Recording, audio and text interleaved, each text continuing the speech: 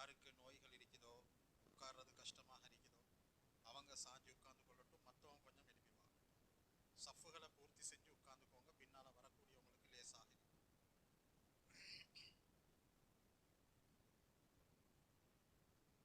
அல்ஹம்துலில்லாஹ் அல்ஹம்துலில்லாஹ் அல்லதி ஹதானா லிஹாதா வமா குன்னா லினஹ்ததிய லௌலா அன் ஹதானல்லாஹ் والصلاة والسلام على أشرف المرسلين وعلى إمام النبيين وعلى إمام المتقين وعلى إمام المجاهدين سيدنا محمد النبي الأمي وعلى آله وأصحابه وأتباعه أجمعين أما بعد فيا عباد الله أوصيكم بنفسي أولا بتقوى الله وطاعته إن الله يحب المتقين والله تعالى يقول وهو أصدق القائلين فإذا قرأت القرآن فاستعذ بالله من الشيطان الرجيم فأعوذ بالله من الشيطان الرجيم بسم الله الرحمن الرحيم يا أيها الذين آمنوا ادخلوا في السلم كافة ولا تتبعوا خطوات الشيطان إنه لكم عدو مبين وقال نبينا صلى الله عليه وسلم إن الدين بدأ غريبا وسيعود كما بدأ طوبى للغرباء إلى آخر الحديث أو كما قال عليه الصلاة والسلام. சர்வ உலகங்களையும் படைத்து பரிபாலித்துக் கொண்டிருக்கக்கூடிய எல்லாம் அல்ல அல்லாஹு ஜல்ல ஷானஹு வ தஆலாவுக்கே எல்லா புகழும் உரித்தாவதாக. முழு உலகமும் இருளிலே மூழ்கியிருந்த காலத்தில் இருள் நீக்க வந்தவராம் அன்னலம் பெருமானார் ஹஸரத்தே அக்தஸ் முஹம்மதே முஸ்தபா ஸல்லல்லாஹு அலைஹி வஸல்லம் அவர்கள் மீதும் அவர்களுடைய குடும்பத்தினர்கள் மீதும் இன்னும் அவர்களுடைய தீனுக்காக வேண்டி உடலால் பொருளால் உயிரால் அனைத்தாலும் அனைத்து சந்தர்ப்பங்களிலும் தியாகம் செய்த அந்த சஹாபாக்கள் மீதும் அவர்களை துயர்ந்து வந்த தாபியின்கள் தபா தாபியின்கள் இன்னும் நாளைய கியாம நாள் வரைக்கும் வரக்கூடிய அனைத்து மூமினான முஸ்லிமான ஆண்கள் மீதும் பெண்கள் மீதும் அல்லாஹ் சலாத்தும் சலாமும் என்றென்றும் கூறுவானாக. புனிதமிக்க ஜும்மாவின் கடமையை நிறைவேற்றுவால் வேண்டி நேரங்காலத்துடன் அல்லாஹ்வின் இல்லமாகிய மஸ்ஜிதுக்கு வருகை தந்து இஅ்திகாஃபுடைய நிய்யத்துடன் அமர்ந்திருக்கக்கூடிய அல்லாஹ்வின் நல்லடியார்களே, எனது அன்புக்குரிய சகோதரர்களே, அல்லாஹு ஜல்ல ஷானஹு வ தஆலா எவையெல்லாம் ஏற்று நடக்குமாறு எமக்கு கட்டளையிட்டிருக்கிறானோ அவைகளை தவறாது ஏற்று நடக்குமாறும் எவைகளையெல்லாம் தவிந்து நடக்குமாறு எமக்கு கட்டளையிட்டிருக்கிறானோ அவைகளை எமது நிலைமை பாராது, சந்தர்ப்பம் பாராது, கஷ்டம் பாராது கட்டாயமாக அனைத்து கட்டங்களிலும் தவிந்து நடக்குமாறும் முதலில் எனக்கும் அப்பால் உங்களுக்கும் நல்வசியத்து செய்து கொள்கிறேன். அல்லாஹ்வின் நல்லடியார்களே, எனது அன்புக்குரிய சகோதரர்களே, அல்லாஹு ஜல்ல ஷானஹு வ தஆலா இவ்வுலக வாழ்வை மிக குறுகிய கால வாழ்க்கையாக எமக்கு தந்திருக்கிறான். மிகவும் ஒரு குறுகிய கால வாழ்க்கையை வாழ்வதற்காக வேண்டி நாம் இந்த உலகத்துக்கு வந்திருக்கிறோம். இன்ஷா அல்லாஹு தஆலா நாம் நிரந்தரமான ஒரு வாழ்க்கையை நோக்கி பயணம் செய்யக்கூடியவர்களாக இந்த இடத்திலே உட்கார்ந்திருக்கிறோம். உலகத்துடைய வாழ்க்கையையும் நாளை மறுமையுடைய வாழ்க்கையையும் அல்லாஹ் ஒப்பிட்டு குர்ஆனிலே எமக்கு சொல்லும் பொழுது சூரத்துல் ஹஜ்ஜிலே அல்லாஹ் சொல்லி காட்டுகிறான், வ இன்ன யௌமன் இந்த ரப்பிக கஅல்ஃபி ஸனத்தின் மிம்மா தஅதுன். அல்லாஹ் சொல்கிறான், இந்த உலகத்துடைய 1000 வருடங்கள் நாளைய கியாமத்திலே அல்லாஹ்விடத்திலே அது ஒரு நாளாக இருக்கிறது என்பதாக சூரத்துல் ஹஜ்ஜிலே அல்லாஹ் மிக தெளிவாக எமக்கு சொல்லி தந்து கொண்டிருக்கிறான். இந்த உலகத்துடைய 1000 வருடங்கள் அல்லாஹ்வுடைய பார்வையில் ஒரு நாளாக இருந்து கொண்டிருக்கிறது. நாளைய கியாமத்துடைய ஒரு நாளாக இருந்து கொண்டிருக்கிறது. அன்பார்ந்த சகோதரர்களே, அல்லாஹ்வின் நல்லடியார்களே, 1000 வருடங்கள் ஒரு நாள் என்று சொன்னால் ஒரு நாளைக்கு 24 மணித்தியாலம் என்று நாம் வைத்துக் கொள்வோம். ஒரு நாளைக்கு 24 மணித்தியாலங்களை அந்த 1000 வருடங்களை 24ஆல் நான் பிரித்து பார்த்தோம் என்றால் ஒரு மணித்தியாலம் 41 வருடங்களும் 6 மாதங்களுமாக இருந்து கொண்டிருக்கிறது. ரசூலே கரீம் ஸல்லல்லாஹு அலைஹி வஸல்லம் அவர்கள் சொன்னார்கள், அமாரு உம்மத்தி மாபைன சித்தீன் வ சபஈன், என்னுடைய உம்மத்தின் ஆயுள் காலம் இருக்கிறது அல்லவா, அது 60க்கும் 70க்கும் இடைப்பட்ட ஆயுள் காலமாக இருக்கிறது என்று ரசூலே கரீம் ஸல்லல்லாஹு அலைஹி வஸல்லம் அவர்கள் எமக்கு சொல்லி காட்டினார்கள். ஒரு மனிதன் இந்த உலகத்தில் வாழ்வதில் நடுத்தரமான ஒரு வயதுண்டு. நாம் ரசூலே கரீம் ஸல்லல்லாஹு அலைஹி வஸல்லம் அவர்களுடைய வயதை நாம் கணக்கிட்டு பார்ப்போம் என்றால் இவ்வுலகத்திலே 63 வருடங்கள் ரசூலே கரீம் ஸல்லல்லாஹு அலைஹி வஸல்லம் அவர்கள் வாழ்ந்திருக்கிறார்கள். அல்லாஹ்வின் நல்லடியார்களே, எனது அன்புக்குரிய சகோதரர்களே, ரசூலுல்லாஹி ஸல்லல்லாஹு அலைஹி வஸல்லம் அவர்களுக்கு கொடுக்கப்பட்ட அந்த 63 வருட காலம் இருக்கிறதே, இது அல்லாஹ்வுடைய பார்வையில் வெறுமனே 1.5 மணித்தியாலத்துடைய வாழ்க்கையாக இருந்து கொண்டிருக்கிறது. இதைத்தான் அல்லாஹ்வும் ரசூலும் எமக்கு சொல்லி காட்டுகிறார்கள். உங்களுடைய இந்த உலக வாழ்வு இருக்கிறதே, இது மிகவும் குறுகிய கால ஒரு வாழ்க்கை. ஒரு 1.5 மணித்தியாலத்துடைய வாழ்க்கையை வாழ்வதற்குத்தான் அல்லாஹ் எமக்கு இந்த உலகத்துக்கு அனுப்பியிருக்கிறான். இந்த உலக வாழ்வை அல்லாஹ் எமக்கு தந்திருக்கிறான். இந்த 1.5 மணித்தியாலத்துடைய வாழ்க்கையை அல்லாஹ் எமக்கு உலகில் எப்படி தந்திருக்கிறான்? எங்களுடைய மனம் போன போக்கிலே வாழ்வதற்கா? நாம் நினைத்ததையெல்லாம் செய்வதற்கா? நாம் எதையெல்லாம் நினைக்கிறோமோ, எமக்கு எதையெல்லாம் சரியென்று படுகிறதோ, எமக்கு எதையெல்லாம் தேவை என்று இருக்கிறதோ, இதை அனைத்தையும் செய்வதற்காக வேண்டி அல்லாஹ் தந்திருக்கிறானா? அல்லாஹ்வின் நல்லடியார்களே, எனது அன்புக்குரிய சகோதரர்களே, அல்லாஹ் எம்மிடத்திலே அவனுடைய கலாமாகிய குர்ஆனின் மூலமாக ஒரு கேள்வியை எழுப்பிக் கொண்டிருக்கிறான். அஃபஹஸிபுதும் அன்னமா ஹலக்னாகும் அபஸா வ அன்னகும் இலைனா லா துர்ஜஊன். அல்லாஹ் எம்மிடத்திலே மிக தெளிவாக கேட்குகிறான்.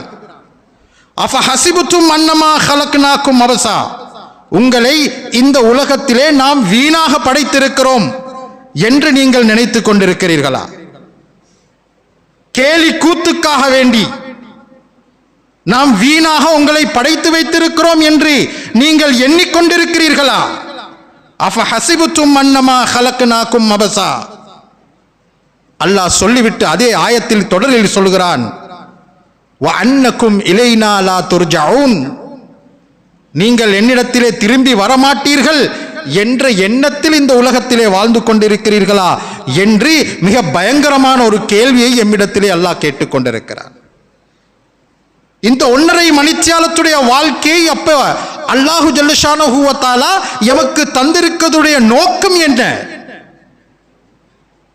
அல்லாஹ் இந்த வாழ்க்கையுடைய நோக்கத்தை எமக்கு மிக தெளிவாக சூரத்துல் முல்கிலே சொல்லி காட்டுகிறான். அல்லதி ஹலக்கல் மௌத வல் ஹயாத லியப்லுவக்கும் அய்யுக்கும் அஹ்ஸனு அமலா. உங்களுக்கு இந்த உலக வாழ்க்கையில் நாம் ஹயாத்தையும் மௌத்தையும் தந்திருப்பது, அய்யுக்கும் அஹ்ஸனு அமலா, உங்களில் யார் நல்லமல்கள் செய்கிறார்கள் என்று பரிசோதனை செய்து பார்ப்பதற்காக வேண்டி என்று அல்லாஹு ஜல்லஷானஹு வ தஆலா குர்ஆனின் மூலமாக எமக்கு சொல்லிக் கொண்டிருக்கிறார். எனவே இந்த உலக வாழ்க்கையின் நோக்கம் நானும் நீங்களும் அல்லாஹ்வுடைய கட்டளைகளை எடுத்து நடக்கிறோமா? நானும் நீங்களும் ரசூலுடைய வாழ்க்கையை எங்களுடைய வாழ்க்கையாக, ரசூலை எங்களுடைய முன்மாதிரியாக, எங்களுக்கு வழிகாட்டியாக எடுத்து அந்த வாழ்க்கையை இந்த உலகத்திலே நாம் வாழ்கிறோமா என்று எங்களை பரிசோதனை செய்வதற்காக வேண்டி, எங்களை டெஸ்ட் பண்ணுவதற்காக வேண்டி அல்லாஹ் இந்த உலக வாழ்க்கையை எமக்கு தந்திருக்கிறார். அல்லாஹ்வின் நல்லடியார்களே, எனது அன்புக்குரிய சகோதரர்களே, ஒரு மனிதன் ஒரு எக்ஸாமை எழுத போகிறான், ஒரு பரீட்சையை எழுத போகிறான். அந்த பரீட்சை 1.5 மணித்தியாலத்துடைய ஒரு பேப்பர். எப்படி அந்த இம்திஹான், அந்த எக்ஸாமுக்கு போகக்கூடியவர், அந்த பரீட்சைக்கு போகக்கூடியவருக்கு அந்த பரீட்சையுடைய அறையில் சட்டங்கள் வித்தியாசமாக இருக்கிறதோ, அவருக்கு நினைத்ததை பேச முடியாது, நினைத்ததெல்லாம் கேட்க முடியாது, நினைத்ததையெல்லாம் பார்க்க முடியாது, நினைத்ததையெல்லாம் செய்ய முடியாது. அந்த 1.5 மணித்தியாலத்துக்கு அவர் தன்னை ஒரு கட்டுப்பாட்டுக்குள்ளே போட்டுக்கொள்ள வேண்டும். அது எப்படியான கட்டுப்பாடாக இருக்க வேண்டும் என்று அந்த பரீட்சையை நடாத்தக்கூடியவர்கள் எமக்கு சொல்லி தந்து விடுவார்கள். இப்படியான ஒரு பரீட்சை. அல்லாஹ்வின் நல்லடியார்களே, எனது அன்புக்குரிய சகோதரர்களே, அல்லாஹ்வும் இந்த உலக வாழ்க்கையை எமக்கு ஒரு பரீட்சையாக தந்து 1.5 மணித்தியாலத்துடைய ஒரு பரீட்சையை நீங்க எழுத வேண்டும் என்று எமக்கு சொல்லி எமக்கு கட்டுப்பாடுகளை அல்லாஹ் விதித்து வைத்திருக்கிறான். நாம் ஒரு முஸ்லிம் என்று சொன்னால் எனக்கு நினைத்ததையெல்லாம் பார்க்க முடியாது, எனக்கு நினைத்ததையெல்லாம் கேட்க முடியாது. எனக்கு அல்லாஹ் நாவை தந்திருக்கிறான், நான் நினைப்பதையெல்லாம் பேச முடியுமா என்று கேட்டால் அப்படியும் முடியாது. எனக்கு அல்லாஹ் உள்ளத்தை தந்திருக்கிறான், உள்ளத்தை யாரும் பார்க்க மாட்டார்கள், எனக்கு நினைப்பதையெல்லாம் அந்த உள்ளத்தின் மூலமாக எனக்கு சிந்திக்க முடியுமா? அப்படியும் மேலாது. எனக்கு நினைத்ததை சாப்பிட முடியுமா?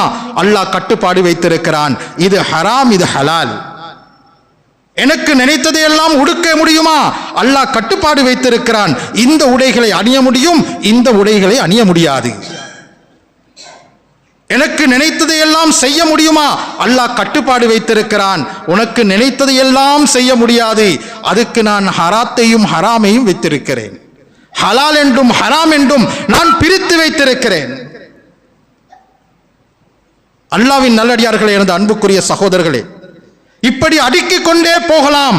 அல்லாஹ்வுடைய எக்ஸாம் ஹாலிலே, அல்லாஹ்வுடைய பரீட்சை அறையிலே, அல்லாஹ்வுடைய கட்டுப்பாட்டுக்குள்ளே இருந்து கொண்டு அல்லாஹ் எம்மிடத்தில் எதிர்பார்க்கக்கூடிய அந்த பரீட்சையை சரியான முறையில் எழுதி முடிப்போம் என்று சொன்னால், அல்லாஹ்வும் ரசூலும் எமக்கு சொல்கிறார்கள், நீங்கள் இந்த உலகத்தை விட்டும் பிரியும் பொழுது நீங்கள் சந்தோஷம் அடைந்தவர்களாக, வலா ஹவுஃபுன் அலைஹிம் வலா ஹும் யஹ்ஸனூன், நீங்கள் பயப்பட தேவையில்லை, சஞ்சலப்பட தேவையில்லை, நீங்கள் சந்தோஷமாக இந்த உலக வாழ்வை விட்டு பிரிவீர்கள். நீங்கள் வரும் பொழுது, மறுமையுடைய வாழ்வுக்கு நீங்கள் வரும் பொழுது உங்களை மலக்குமார்கள் வரவேற்பார்கள், நன்மாராயம் கூறி உங்களை சந்தோஷப்படுத்தி உங்களை வரவேற்பார்கள் என்று அல்லாஹ்வும் ரசூலும் எமக்கு சொல்லிக் கொண்டிருக்கிறார்கள். இன்றைய காலத்திலே எனது மகன் அல்லது மகள் ஓ லெவல் எக்ஸாமை எழுதி பாஸ் ஆகிவிட்டால் என்று சொன்னால் வாப்பாவுக்கும் சந்தோஷம், உம்மாவுக்கும் சந்தோஷம், அந்த ஊருக்கும் ஒரு பெருமை வந்து விடுகிறது. எல்லோரும் சந்தோஷமாக சொல்லித் தெரிகிறார்கள். ஏனென்றால் எக்ஸாமை பாஸ் பண்ணிவிட்டார். ஏ லெவல்லே நல்ல பெருபேறுகள் எடுத்திருந்தால் அதை எல்லோருக்கும் சொல்லி காட்டுகிறோம். என்னுடைய மகன், என்னுடைய மகள் ஏ லெவல் எக்ஸாமிலே இத்தனை ஏ எடுத்திருக்கிறார், இத்தனை ஏ ஸ்டார் எடுத்திருக்கிறார் என்றெல்லாம் நாம் பெருமையாக பேசி தருகிறோம். அல்லாஹ்வும் குர்ஆனிலே எமக்கு சொல்கிறான், எவருடைய பட்டோலையை நாம் வலது கையில் கொடுத்து விடுவோமோ, எவருடைய பட்டோலையை நாம் வலது கையில் கொடுத்து விடுவோமோ அவரும் சந்தோஷமாக நாளைய கியாமத்திலே சொல்லித் திரிவார், சந்தோஷம் அடைந்தவராக இருப்பார். ஆனால் கொடுக்கப்பட்டிருக்கக்கூடிய இந்த உலக வாழ்வுடைய 1.5 மணித்தியாலத்தை அவர் அல்லாஹ்வுக்கும் ரசூலுக்கும் பொருத்தமான முறையில் கழிக்க வேண்டும். சட்டத்திட்டங்கள் இருக்கிறது, கட்டுப்பாடு இருக்கிறது. அல்லாஹ்வின் நல்லடியார்களே, எனது அன்புக்குரிய சகோதரர்களே, நாம் சற்று சிந்தனை செய்து பார்ப்போம். ரபியுல் அவ்வல் மாதத்திலே நாம் இருந்து கொண்டிருக்கிறோம். நபி பிறந்த மாதத்தில் நாம் வாழ்ந்து கொண்டிருக்கிறோம். நபியுடைய பிறந்த தேதியை நாம் கொண்டாடுகிறோம், நபியுடைய புகழாரம் பாடுகிறோம், நபியை பற்றி பெருமையாக பேசிக்கொள்கிறோம். நபியுடைய வாழ்க்கையை பற்றி, நபியுடைய அஹ்லாக்கை பற்றி, நபி அவர்கள் எப்படியெல்லாம் இந்த உலகத்திலே வாழ்ந்து காட்டினார்களோ என்பதையெல்லாம் அந்நியவர்கள் கூட கேட்கக்கூடிய அளவுக்கு மிக சத்தம் போட்டு பேசி நாம் நபியை பற்றி பேசிக் கொண்டிருக்கிறோம். அல்லாஹ்வின் நல்லடியார்களே, எனது அன்புக்குரிய சகோதரர்களே, இந்த நபியை பற்றி புகழ் பாடுகிறோமே, இந்த நபியை பற்றி மிக பெருமையாக நாம் பேசிக்கொள்கிறோமே, அந்த நபியுடைய உம்மத்தாக இருக்கக்கூடிய நாம் அந்த நபியுடைய வாழ்க்கையை எந்த அளவுக்கு பின்பற்றுகிறோம் சிந்திக்க கடமைப்பட்டவர்களாக இருந்து கொண்டிருக்கிறோம். அல்லாஹ் குர்ஆனிலே என்ன சொல்லுகிறான் தெரியுமா? இன் குன்தும் துஹிப்பூனல்லாஹ ஃபத்தபிஊனி யுஹ்பிபுகுமுல்லாஹ் யக்ஃபிர் லகும் துனூபகும். அல்லாஹ் குர்ஆனிலே எமக்கு சொல்லி காட்டுகிறான், நீங்கள் அல்லாஹ்வை நேசிக்கக்கூடியவர்களாக இருந்தால், நபியே இந்த மூமின்களுக்கு, என்னையும் உங்களையும் ஏற்றிருக்கக்கூடிய இந்த முஸ்லிம்களுக்கு நபியே சொல்லி காட்டுங்கள், ஃபத்தபிஊனி யுஹ்பிபுகுமுல்லாஹ், நீங்கள் என்னை பின்பற்றக்கூடியவர்களாக இருங்கள், அல்லாஹ் உங்களை நேசிக்க ஆரம்பித்து விடுவான் என்று அல்லாஹ் குர்ஆனின் மூலமாக எமக்கு சொல்லிக் கொண்டிருக்கிறான். அல்லாஹ்வின் நல்லடியார்களே, எனது அன்புக்குரிய சகோதரர்களே, நாம் எங்களுடைய உள்ளத்தில் கையை வைத்து நாம் எங்களை கேள்வி கணக்கு கேட்டுக்கொள்வோம். எங்களிடத்தில் கேட்டு பார்ப்போம், நபியுடைய வாழ்க்கையில் எவ்வளவு என்னிடத்தில் இருக்கிறது? நபியை பற்றி புகழ் பாடுகிறேனே, நபியை பற்றி பெருமையாக பேசிக்கொள்கிறேனே, நபியுடைய குணத்தை பற்றி பெரும் ஆரவாரம் சொல்கிறேனே, அந்த நபியுடைய குணத்தில் எவ்வளவு என்னிடத்தில் இருக்கிறது? நபியுடைய பண்பில் எவ்வளவு என்னிடத்தில் இருக்கிறது? நபி அவர்கள் உலகத்தில் வாழ்ந்து காட்டியதை போல் நான் வாழ்ந்து கொண்டிருக்கிறேனா அல்லது அதுக்கு மாற்றம் செஞ்சு கொண்டிருக்கிறேனா? சிந்தனை செய்து பாருங்கள் அன்பார்ந்த சகோதரர்களே. நபி அவர்களுடைய குடுக்கல் வாங்கல் எப்படி இருந்தது என்று பெருமையாக பேசிக்கொள்கிறோம். என்னுடைய குடுக்கல் வாங்கல் நபியுடைய குடுக்கல் வாங்கலை போல் இருக்கிறதா? நபி அவர்கள் உண்மையான ஒரு வியாபாரி என்று பெயரெல்லாம் பெற்றுக்கொண்டார். பஜாரிலே நான் போனால் என்னை பற்றி ஒரு உண்மையான வியாபாரி என்று மற்றவர்கள் சொல்கிறார்களா? நபி அவர்கள் உண்மையாளர்கள், அவர்கள் உண்மை பேசக்கூடியவர்கள், நம்பிக்கையாளர் என்றெல்லாம் நாம் பேசிக்கொள்கிறோம். எங்களுடைய குடும்பத்தில் இருப்பவர்கள் கூட எங்களை உண்மையாளர்களாக ஏற்றுக்கொள்ள தயார் கிடையாது. நம்பிக்கையாளர்களாக ஏற்றுக்கொள்ள தயார் கிடையாத நிலைமையில் தான் நானும் நீங்களும் இன்றைக்கு வாழ்ந்து கொண்டிருக்கிறோம். உண்மையான அன்பு யாரிடத்தில் இருக்கிறதோ அவர்கள் நபியை பின்பற்ற ஆரம்பித்து விடுவார்கள். அவர்களை பார்த்தால் நபியை பார்த்ததை போல் இருக்கும். அவர்களுடைய உடை அந்த நபியுடைய உடையை போல் இருக்கும். அவர்களுடைய பேச்சு அந்த நபியுடைய பேச்சை போல் இருக்கும். அவர்களுடைய குணம் அந்த நபியுடைய குணத்தை போல் இருக்கும். நாம் ரபியுல் அவ்வல் மாதம் வந்துவிட்டால் சிறிய குழந்தைகளுக்கே சொல்லிக் கொடுக்கிறோம். ஒரு பாட்டி அவளுடைய சாமான்களை தூக்கிக் கொள்ள இயலாமல் கஷ்டப்பட்டு கொண்டிருந்தாள். அந்த நேரத்தில் ரசூலே கரீம் ஸல்லல்லாஹு அலைஹி வஸல்லம் அந்த பாட்டியுடைய அந்த சாமான்களை எல்லாம் தூக்கி கொண்டு அவளுடன் நடந்து அவளுடைய வீடு வரை போனார்கள். போகக்கூடிய நேரத்திலே அந்த பாட்டி, அந்த வயோதிப பெண்மணி ரசூலே கரீம் ஸல்லல்லாஹு அலைஹி வஸல்லத்தை பற்றி ஏசிக்கொண்டும் பேசிக்கொண்டும் நடந்து கொண்டே இருந்தாள். ரசூலே கரீம் ஸல்லல்லாஹு அலைஹி வஸல்லம் அவர்கள் அவளுடைய வீட்டுக்கு போய் அந்த சாமான்களை கொடுத்து விட்டு திரும்பும் பொழுது அந்த பாட்டி, அந்த வயோதிப பெண் கேட்குகிறாள், நீங்கள் யார்? நபி அவர்கள் சொல்கிறார்கள், நான் தான் இவ்வளவு நேரம் நீங்கள் ஏசிக்கொண்டு வந்த முஹம்மத் ஸல்லல்லாஹு அலைஹி வஸல்லம். பெருமையாக பேசிக்கொள்கிறோம். நபியுடைய அஹ்லாக் என்று சொல்லிக் கொள்கிறோம். எங்களுடைய அஹ்லாக்கை எங்களுடைய மனைவிமாரிடத்தில் கேட்டால் தெரிந்து கொள்ளலாம். எங்களுடைய அஹ்லாக்கை எங்களுடைய குழந்தைகள் கிட்ட கேட்டால் தெரிந்து கொள்ளலாம். எங்களுடைய அஹ்லாக்கை எங்களுடைய பெற்றோர்களிடத்தில் கேட்டால் பார்த்து கொள்ளலாம். அல்லாஹ்வின் நல்லடியார்களே, எனது அன்புக்குரிய சகோதரர்களே, நாம் எங்கே இருக்கிறோம்? எதை செய்து கொண்டிருக்கிறோம்? எப்படி வாழ வந்தவர்கள் எப்படி வாழ்ந்து கொண்டிருக்கிறோம் என்பதை சிந்தனை செய்து பாருங்கள் அன்பார்ந்த சகோதரர்களே. ஹஜ்ரத் கரீம் ஸல்லல்லாஹு அலைஹி வஸல்லம் அவர்கள் சொன்னார்கள், அத்தபஸ்ஸுமு ஸதகா என்றார்கள். புன்முறுவல் பூத்து சிரித்த முகத்துடன் இருப்பதிருக்கிறதே, இது ஒரு சதக்கா என்று சொன்னார்கள். எங்களுடைய முகங்களை நாம் எப்படி வைத்துக் கொண்டிருக்கிறோம்? ஒரு சுண்டு கடுகை போட்டால் அது ஒரே செகண்டில் பத்தி போவதை போல் இருக்கிறது. சிலர்களுக்கு சிரிப்பு என்பதை கண்டதே கிடையாது. சிந்தனை செய்து பாருங்கள் அன்பார்ந்த சகோதரர். நபியை பற்றி பேசுகிறோமே, நபியுடைய வாழ்க்கையை பற்றி பேசுகிறோமே, நபியுடைய சுன்னத்து, நபியுடைய வாழ்க்கை எம்மிடத்தில் இருக்கிறதா? சிந்தனை செய்து பாருங்கள். நபியுடைய வார்த்தைகள் எங்கேயோ இருக்கிறது, அவர்களுடைய வாழ்க்கை எங்கேயோ இருக்கிறது. நாம் யாரையோ பின்பற்றிக் கொண்டு ஏதோ ஒரு வாழ்க்கையை வாழ்ந்து கொண்டிருக்கிறோம். அல்லாஹ் என்னையும் உங்களையும் பாதுகாக்க வேண்டும் அன்பார்ந்தவர்களே. சிந்தனை செய்து பாருங்கள் அன்பார்ந்த சகோதரர்களே. எங்களுடைய குழந்தைகளை நாம் எப்படி வளர்த்து வைத்திருக்கிறோம்? அல்லாஹ் ரசூலுடைய அன்பை அவர்களுடைய உள்ளத்தில் போட்டிருக்கிறோமா? அல்லாஹ் ரசூலுடைய அன்பு எங்களுடைய உள்ளத்தில் தான் இருக்கிறதா? அல்லாஹ் ஹராமாக்கியதெல்லாம் எமக்கு இன்பமானதாக இருந்து கொண்டிருக்கிறது. அல்லாஹ் எதையெல்லாம் ஹலாலாக்கி வைத்திருக்கிறானோ அதிலே கேள்வி கேட்கக்கூடியவர்களாக இருந்து கொண்டிருக்கிறோம்.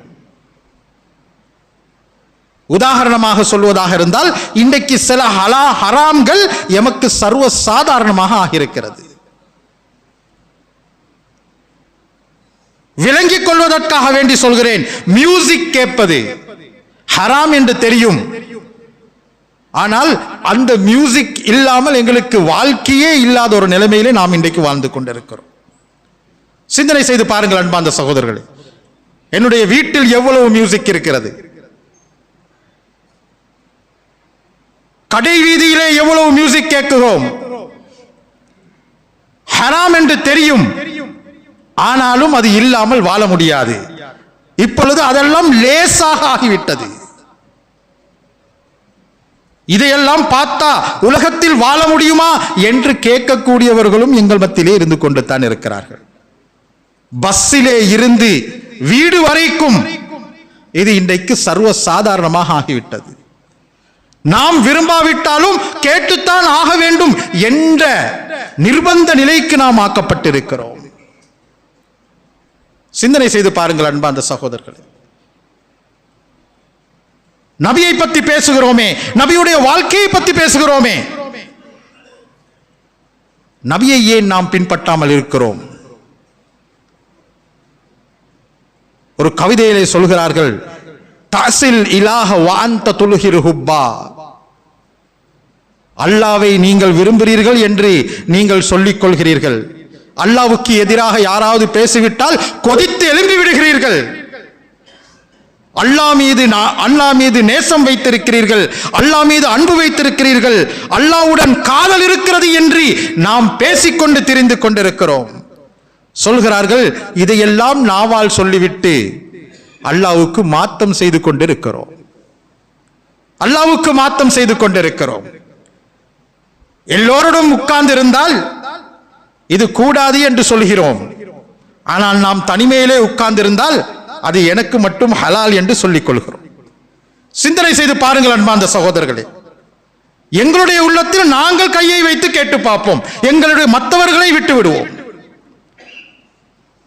என்னுடைய நிலைமை எப்படி இருக்கிறது, இதை நான் கொஞ்சம் சிந்தித்து பார்ப்போமே. எங்களிடத்தில் எத்தனை விஷயங்களில் நாம் அல்லாஹ்வுக்கு மாத்தம் செய்து கொண்டிருக்கிறோம். பொதுவான இடத்திலே நாம் சூஃபியை போல வாழ்ந்து கொள்கிறோம். தனிமையில் இருந்தால் எதையெல்லாம் மற்றவங்களுக்கு கூடாது என்று சொல்கிறோமோ அதையெல்லாம் தனிமையில் இருந்தால் எனக்கு ஹலாலாக இருக்கிறதே, இன்றைக்கு அப்படியான ஒரு வாழ்க்கையை தான் நாம் வாழ்ந்து கொண்டிருக்கிறோம். நாம் எங்களை ஏமாற்றிக் கொள்கிறோமா அல்லது எங்களுடைய ரப்பை நாம் ஏமாற்றிக் கொண்டிருக்கிறோமா? சிந்தனை செய்ய கடமைப்பட்டவர்களாக இருந்து கொண்டிருக்கிறோம்.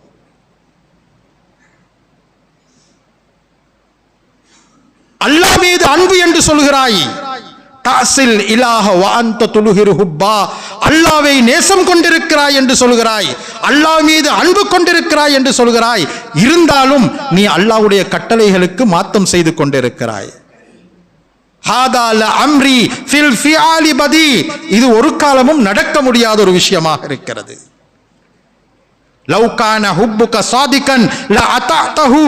உன்னுடைய அன்பும் நேசமும் பாசமும் உண்மையாக இருந்தால் அல்லாஹ்வுடைய கட்டளைகளுக்கு அடிபணிந்து அல்லாஹ் சொல்லக்கூடியதை பயந்து அல்லாஹ்வுடைய கட்டளையை ஏற்று நடக்கக்கூடியவனாகத்தான் இருப்பாய். ஏனென்றால் இன்னல் முஹிப்ப லிமன் யுஹிப்பு முதே, ஒருவருக்கு ஒருவர் மீது அன்பு இருக்கிறது என்றால், பாசம் இருக்கிறது என்றால், காதல் இருக்கிறது என்றால் அவரை பின்பற்றக்கூடியவராக இவர் மாறிவிடுவார். அன்பார்ந்த சகோதரர்களே, இன்றைக்கு நாம் ரசூலை பற்றி அன்பு இருக்கிறது என்று சொல்கிறோம். சொல்லக்கூடிய என்னிடத்திலும் ரசூலுடைய வாழ்க்கை காணாமல் போயிருக்கிறது, கேட்கக்கூடியவர்களிடத்திலும் ரசூலுடைய வாழ்க்கை காணாமல் போயிருக்கிறது. எங்களில் யாருக்காவது சொல்ல முடியுமா நான் ரசூலை போல் இருக்கிறேன்? சஹாபாக்களுடைய வாழ்க்கை அப்படிதான் இருந்தது. தைரியமாக சொன்னார்கள், என்னுடைய ரசூல் எப்படி இருக்கிறாரோ அதே போல்தான் நானும் இருக்கிறேன். நபி அவர்கள் சொன்னார்கள், இந்த சஹாபாக்களில் யாரை நீங்கள் பின்பற்றினாலும் நீங்கள் வழி தவற மாட்டீர்கள் என்று நபி அவர்கள் சொல்லும் அளவுக்கு நபியை பின்பற்றக்கூடியவர்களாக சஹாபாக்கள் இருந்தார்கள். அல்லாஹ் அதுக்கு கொடுத்த வெகுமதி என்ன? அல்லாஹ் அதுக்கு கொடுத்த வெகுமதி என்ன? அல்லாஹ் குர்ஆனிலே சொல்லி காட்டுகிறான், ரலியல்லாஹு அன்ஹும் வரலு அன். அல்லாஹ்வை அவர்கள் பொருந்திக் கொண்டார்கள், அவர்களை அல்லாஹ் பொருந்திக் கொண்டான். அன்பார்ந்த சகோதரர்களே, இந்த ஆயத்துகள் எல்லாம் அவர்களுக்கு மாத்திரம் கிடையாது. நாமும் அல்லாஹ்வையும் ரசூலையும் உண்மையாக பின்பற்றக்கூடியவர்களாக, உண்மையாக நேசம் வைக்கக்கூடியவர்களாக நானும் நீங்களும் மாறிவிடுவோம் என்றால் இந்த ஆயத்துக்கு சொந்தக்காரராக நிச்சயமாக நானும் நீங்களும் மாறுவோம் என்பதில் எந்த சந்தேகமும் இல்லாமல் இருந்து கொண்டிருக்கிறது. சிந்தனை செய்து பாருங்கள் அன்பார்ந்த சகோதரர்கள், நாம் எத்துணை பாவங்கள் செய்கிறோம். சில பாவங்கள் சர்வ சாதாரணமாகிவிட்டது. நபியுடைய வாழ்க்கைக்கு மாத்தம், அல்லாஹ்வுடைய கட்டளைக்கு மாத்தம் நாம் இன்றைக்கு செய்து கொண்டிருக்கிறோம். இமாம் கஸாலி ரஹ்மத்துல்லாஹி அலைஹி அவர்கள் சொல்கிறார்கள், ஒரு மனிதன் ஒரு பாவத்தை ஆரம்பிக்கும் பொழுது அவனுடைய உள்ளத்தில் ஒரு பயம் வருகிறது. ஏனென்றால் அல்லாஹ் ஒரு மனிதன் ஒரு தவறை செய்யும் பொழுது அவனுடைய உள்ளத்தில் ஒரு பயத்தை போட்டு விடுவான். இல்ஹாமியத்தா அல்லாஹ் அறிவித்து விடுவான், நீ செய்ய போறது தவறாக இருக்கிறது. அல்லாஹ் குர்ஆனிலே சொல்கிறான், ஃபஅல்ஹமஹா ஃபுஜூரஹா வ தக்வாஹா. நாம் ஒவ்வொருத்தருக்கும் அவர்களுடைய உள்ளத்திலே அவர் செய்வது சரியா பிழையா என்பதை நாம் அவருடைய உள்ளத்தில் போட்டு விடுவோம். உதாரணமாக ஒரு சிறிய குழந்தை, ஒரு 5 வயசு 6 வயசு குழந்தை ஒரு பேப்பர் துண்டை எடுத்து அதிலே எதையோ கீறிக்கொண்டு இருக்கிறது. இதை அந்த பிள்ளையுடைய தாயோ தகப்பனோ கண்டா அந்த பிள்ளை ஒரே அடியில் அதை மறைத்துக் கொள்கிறது என்றால் அந்த குழந்தைக்கே விளப்பம், நான் செய்வது தவறு, நான் செய்வது தவறு. எப்பொழுது அது தவறு என்று நினைக்க மாட்டாதோ அது யாரு பார்த்தாலும் எவர் பார்த்தாலும் அது செய்ததை செய்து கொண்டு தான் இருக்கும்.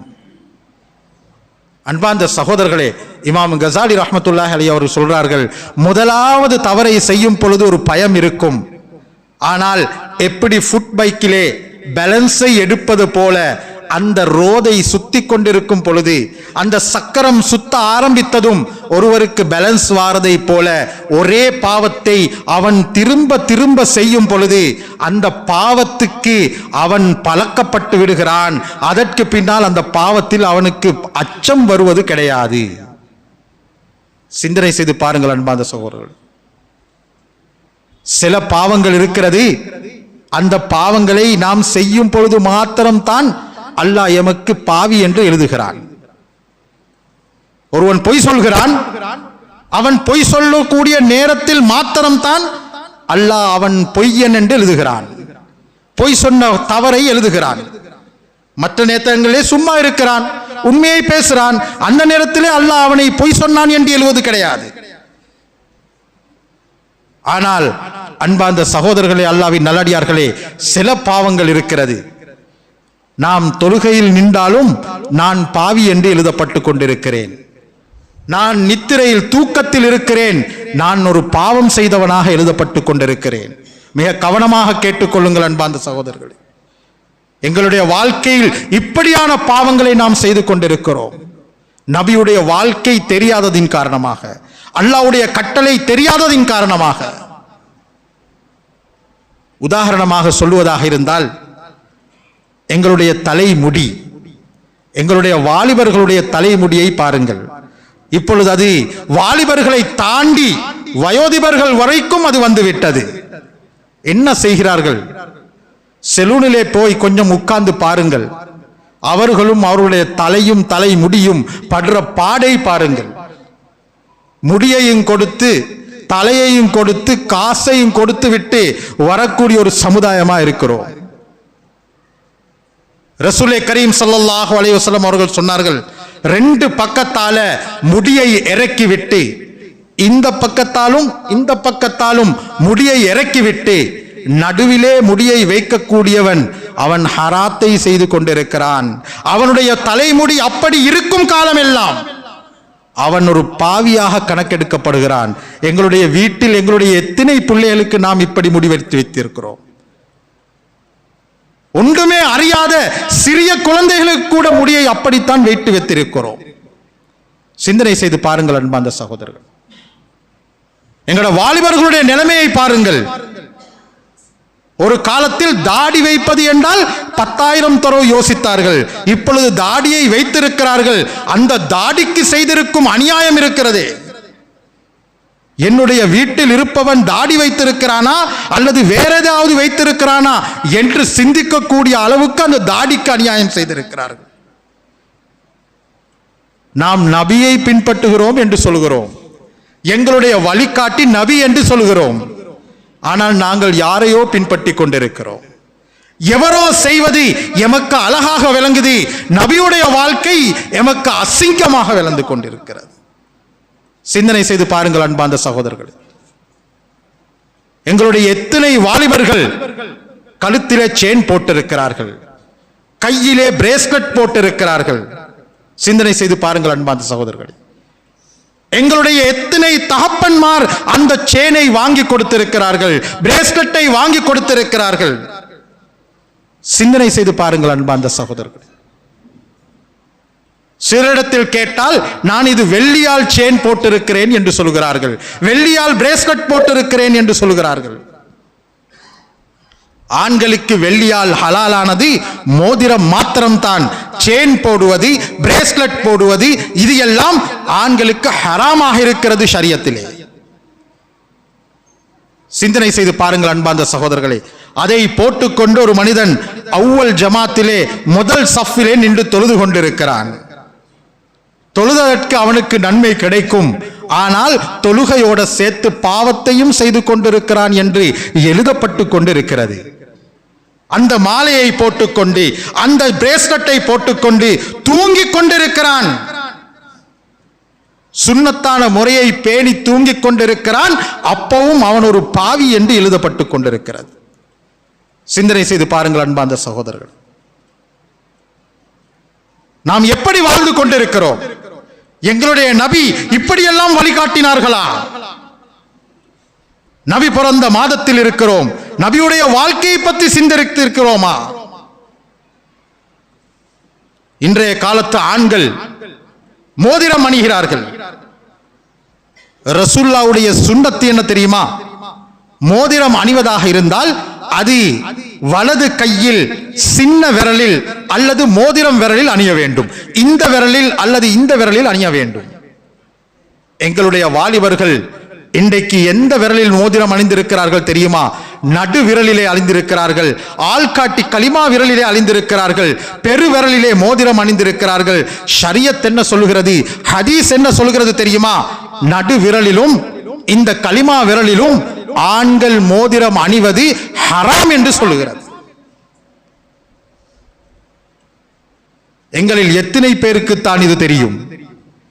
எங்களுடைய மகன் எந்த விரலில் மோதிரம் அணிந்திருக்கிறார் என்று பாருங்கள், நான் எந்த விரலில் மோதிரம் அணிந்திருக்கிறேன் என்று பாருங்கள். மற்றவர்களை விட்டுவிடுங்கள் அன்பார்ந்த சகோதரர்களே. எங்களுடைய நிலைமையை நாம் உள்ளத்தில் கையை வைத்து கேட்டு பார்ப்போம். என்னுடைய நிலைமை எப்படி இருக்கிறது? நான் நபி சொன்ன முறையில் வாழ்ந்து கொண்டிருக்கிறேனா அல்லது வேறொருவருடைய வாழ்க்கையை வாழ்ந்து கொண்டிருக்கிறேனா? நபி அவர்கள் சொன்னார்கள், யாருடைய ஆடை கரண்டை காலுக்கு கீழால் இருக்குமோ, அது சாரமாக இருக்கலாம், கல்சானாக இருக்கலாம், எதுவாக வேண்டாலும் இருக்கலாம். எந்த அளவுக்கு சொன்னார்கள் என்றால், தலப்பாவுடைய ஷம்லா இருக்கிறதே, இந்த தலைப்பாகையுடைய வால் இருக்கிறதே, இந்த வால் நீண்டி இது கரண்டை காலுக்கு கீழால் போய்விட்டாலும் அந்த மனிதன் சொர்க்கம் நுழைய மாட்டார் என்று சொன்னார்கள். சிந்தனை செய்து பாருங்கள் அன்பார்ந்த சகோதரர், எங்களை எத்தனை பேருக்குத்தான் யோசனை இருக்கிறது? யகூதிகள் நசராணிகள் கலிசானை தத்து அந்த கலிசானை கரண்டை காலுக்கு கீழால் உடுப்பது தான் ஃபேஷன் என்று எமக்கு காட்டி தந்தால் அதை செய்ய தயாராக இருக்கும் சமுதாயமே, நபியுடைய ஃபேஷனை தூக்கி எறிந்துவிட்டு நாம் இருந்து நான் மௌத்தா போனதற்கு பின்னால் யாருடைய ஃபேஷனை நான் சொல்ல போகிறேன்? சிந்தனை செய்து பாருங்கள் அன்பார்ந்த சகோதரர்களே. கபரிலே எண்ணெய் வைத்தால் நபியுடைய அந்த ரவுலாவுக்கும் எனக்கும் மத்தியிலே ஒரு ஜன்னலை அல்லாஹ் போட்டு இவர் யார் என்று தெரியுமா என்று கேட்டால் அவரை பார்த்து போட்டு எனக்கு இவரை தெரியாதே என்று நாம் பதில் சொல்ல போகிறோமா? அல்லது இது என்னுடைய ரசூல் முஹம்மதே முஸ்தபா ஸல்லல்லாஹு அலைஹி வஸல்லம் என்று நான் பதில் சொல்ல போகிறேனா? சிந்தனை செய்து பாருங்கள் அன்பார்ந்த சகோதரர்களே. நீட்டமாக உடுக்க வேண்டியவர்கள் எல்லாம் இன்றைக்கு கட்டையாக உடுத்துக் கொண்டிருக்கிறார்கள். கட்டையாக உடுக்க வேண்டியவர்கள் எல்லாம் இன்றைக்கு நீட்டமாக உடுத்துக் கொண்டிருக்கிறார்கள். எல்லாமே தலை கீழே போயிருக்கிறது. பெண்கள் நீளமாக உடுக்க வேண்டும், அவர்களுடைய ஆடை நாளுக்கு நாள் கட்டையாகி கொண்டிருக்கிறதை பார்த்துக் கொண்டிருக்கிறோம். அதிலேயும் இன்றைக்கு புதிய ஃபேஷன். இதை செய்து நாம் எதை பெற்றுக்கொள்ள போகிறோம் அன்பார்ந்தவர்களே? ஒரு டெனிமை போட்டுக் கொள்கிறார்கள், ஒரு நீட்ட ஷர்ட்டை உடுத்துக் கொள்கிறார்கள், ஒரு ஸ்கார்ஃபை கட்டிவிட்டால் நானும் ஃபர்தாக்குள்ளே இருக்கிறவள் என்று நினைத்துக் கொண்டு வாழ்ந்து கொண்டிருக்கிறார்கள். நபி எதை சொன்னார்கள், நாம் எதை செய்து கொண்டிருக்கிறோம்? இதை கூட அல்லாஹ் விட்டு வைக்கவில்லை. குர்ஆனிலே சூரத்துல் ஹுஜராத்திலே அல்லாஹ் எமக்கு சொல்லி காட்டுகிறான். அல்லாஹ்வுக்கு தெரியும், நானும் நீங்களும் இதையெல்லாம் ஒரு காரணமாக சொல்லுவோம். இப்படி செய்தால் என்ன குறையா, என்ன தவறா, இப்படியும் செய்யலாம் தானே, இப்படியெல்லாம் செய்யக்கூடாது என்று எங்கேயும் சொல்லியிருக்கிறானா? இன்றைக்கு கேள்விக்கு மேல் கேள்வி கேட்டு நானும் நீங்களும் நாசமாகி கொண்டிருக்கிறோம். அல்லாஹ் சூரத்துல் ஹுஜராத்திலே எனக்கும் உங்களுக்கும் சொல்லி காட்டுகிறான், அத்துஅல்லிமூனல்லாஹ பிதீனிக்கும், நீங்கள் என்ன உங்களோட தீன அல்லாஹ்வுக்கு படிச்சு கொடுக்க வாரீங்களா என்று அல்லாஹ் குர்ஆனிலே கேட்டுக்கொண்டிருக்கிறார்.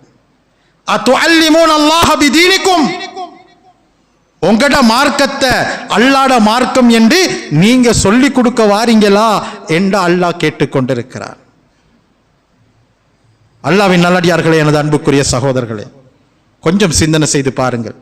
எங்களுடைய வாலிபர்கள் இன்றைக்கு காது குத்தி இருக்கிறார்கள், காது குத்தி காதுப்பு போட்டு இருக்கிறார்கள். உங்களுடைய பகுதியிலே எந்த அளவுக்கு இருக்குதோ தெரியாது, நாம் இருக்கக்கூடிய கண்டி பகுதியில் அதிகமாக இருக்கிறது.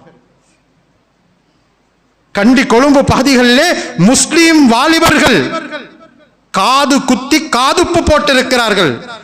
ஏன் காது குத்தப்பட்டிருக்கிறது என்று கூட தெரியாது. அன்பார்ந்த சகோதரர்களே, யகூதிகள் காதை குத்த வைத்தது ஏன் தெரியுமா? தன்னின சேர்க்கை செய்யக்கூடியவர்கள் அடையாளமாகத்தான் காது குத்துவது. இன்றைக்கு எல்லோரும் இன்டர்நெட் பாவிக்கக்கூடியவர்களாக இருக்கிறீர்கள். அதிலே அடித்து பாருங்கள், இயர் பியர்சிங், காது குத்துறது. இதனுடைய அடிப்படை நோக்கம் என்ன? ஆண்கள் காது குத்தினால் வலது காதில் குத்தக்கூடியவன் அதை செய்யக்கூடியவன், இடது காதில் குத்திருப்பவன் அது செய்யப்படக்கூடியவன். இதை தெளிவாக போட்டிருக்கிறார். நானும் நீங்களும் எதை செய்து கொண்டிருக்கிறோம்?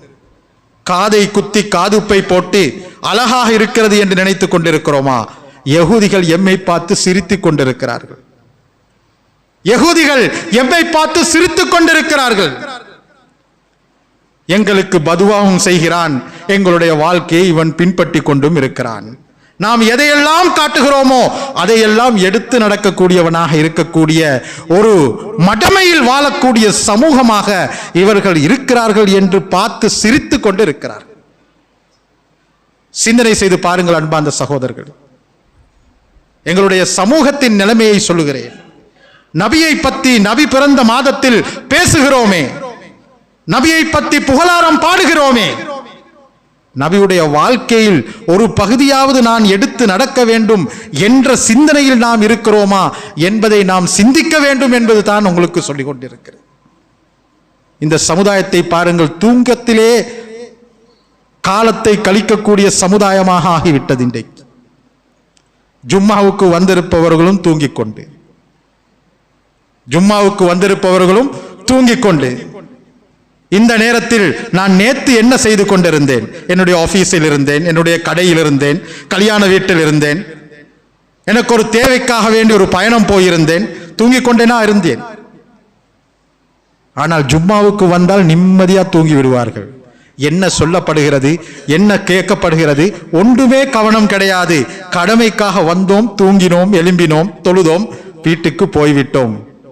எங்களுடைய வாழ்க்கை அன்பார்ந்தவர்கள், அல்லாஹ் தந்திருக்கக்கூடிய இந்த 1.5 மணித்தியாலத்தை நாம் கவனமாக கழிக்கவில்லை என்று சொன்னால் பெரும் நஷ்டத்தில் மாட்டிக்கொள்வோம் அன்பார்ந்தவர்களே.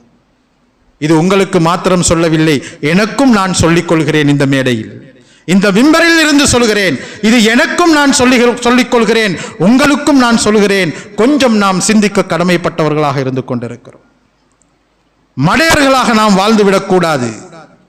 நாம் அல்லாஹ்வும் ரசூலையும் ஏற்றுக்கொண்டவர்கள், அல்லாஹ் ரசூலுக்கு பொருத்தமான வாழ்க்கையை வாழ இந்த உலகத்துக்கு வந்தவர்கள்.